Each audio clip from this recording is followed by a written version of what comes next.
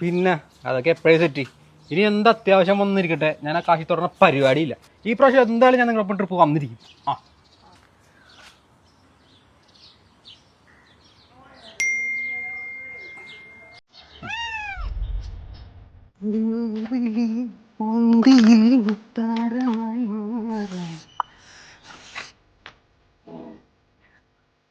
അമ്മേ ചായ എടുക്കോ?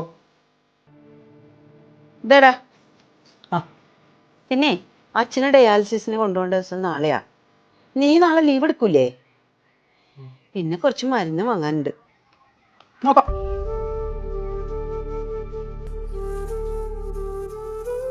അമ്മേ ആ, അച്ഛൻ്റെ ഡയാലിസിസിന്റെ കാശൊന്നും ഞാൻ ആരോടും കടം ചോദിക്കാൻ നിൽക്കണ്ട കേട്ടാ, ഞാൻ കൊടുത്തോളാം.